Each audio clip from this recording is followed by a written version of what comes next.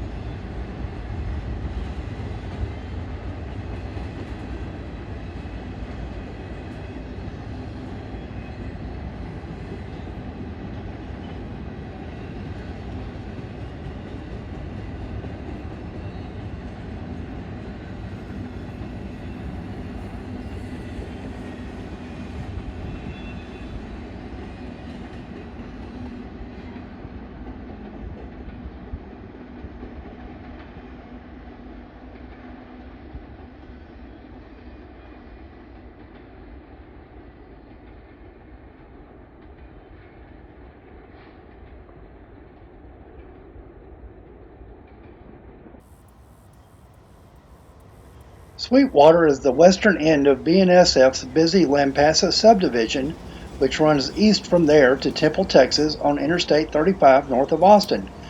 From there, the line turns into the Galveston subdivision and runs southeast through Cameron, Summerville, Brenham, Houston, and then to Galveston. Engine 4985 never got its problem solved before we had to move into Sweetwater to continue our scouting trip. Sweetwater is best known in Texas for its annual rattlesnake roundup held in March of each year. Once the weather starts warming, the snakes come out of hibernation but are still sluggish enough that skilled snake handlers can catch them and milk the venom to sell to various drug manufacturers. Outside of Texas, though, Sweetwater and the surrounding Nolan County are best known as the wind energy capital of the world. Wind turbines literally cover the skyline in parts of the county and generate millions in revenue for local governments and landowners. As busy as the railroads are today, there are still several abandoned branch lines and spurs around town, the ghosts of long gone industries. We spotted this old line that runs under Interstate 20 just on the edge of town. It doesn't look like it's been used in many years. You can tell by the rust on the top of the rails. After poking around town a bit, we managed to catch up with UP 8076 pulling west out of town, this time much faster and louder.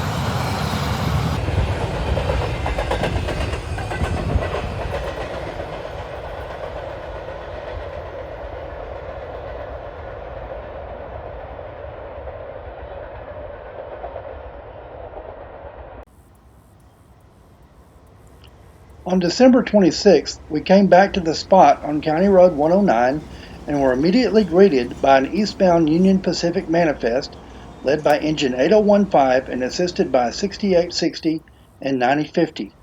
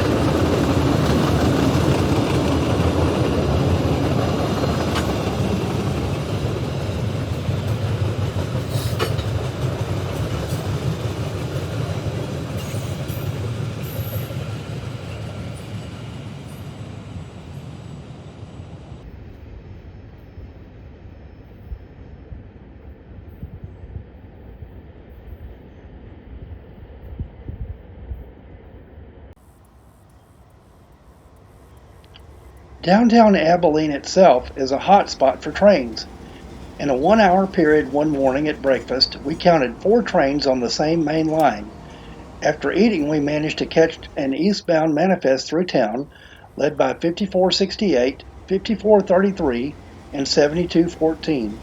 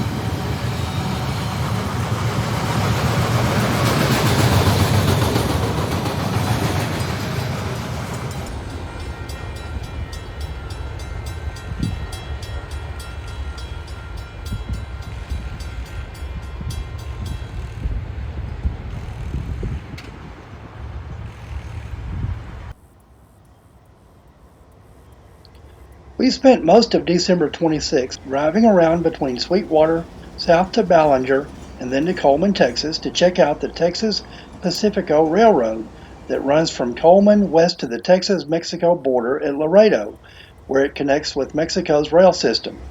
Although a smaller railroad, Texas Pacifico has spent a lot of money maintaining and upgrading its system, which mostly runs over former BNSF territory.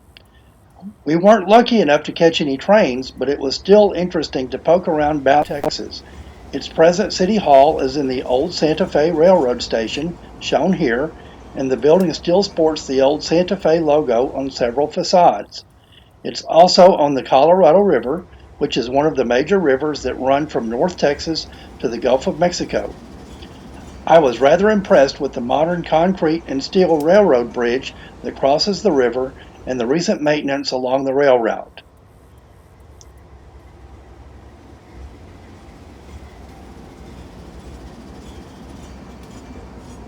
Back in Abilene, we also spent some time checking out the third railroad company that serves the city.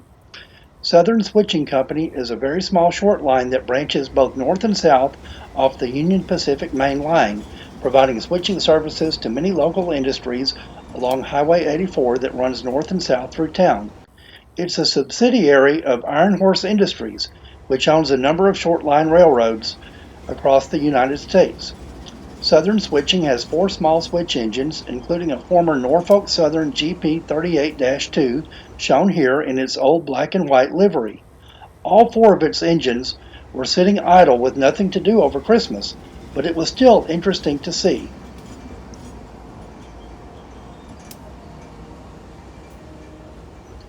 As we headed home to Southeast Texas on December 27th, we ran across two BNSF trains on the Lampasas subdivision near Coleman.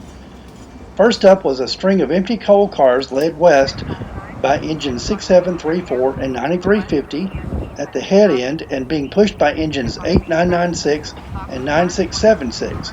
9676 is interesting for its old executive Greenstein paint scheme.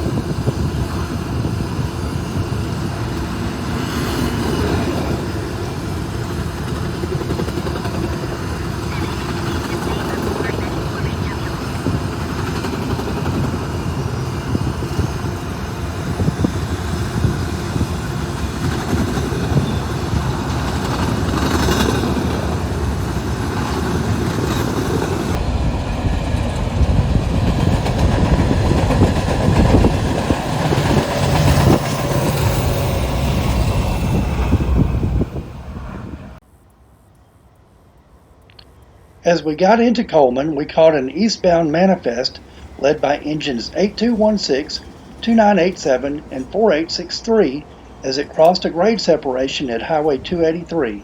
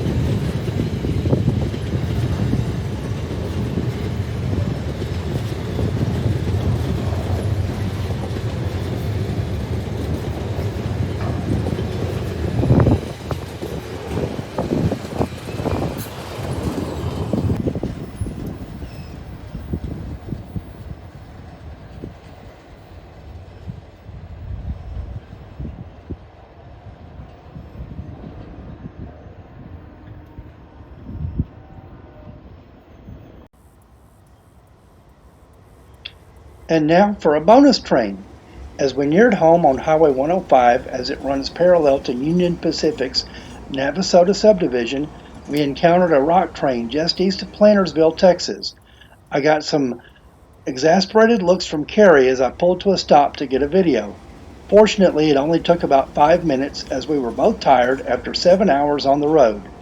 Engine 7811 leads this string of loaded rock cars towards Houston late in the day. Enjoy!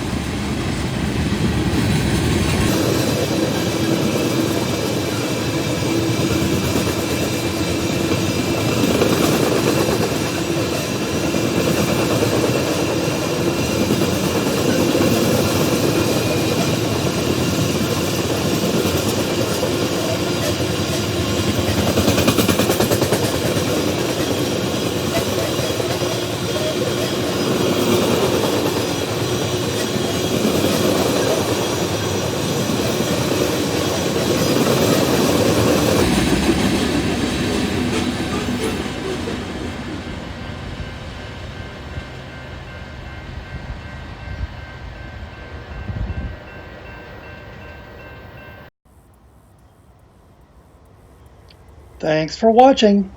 Please like, share, and subscribe.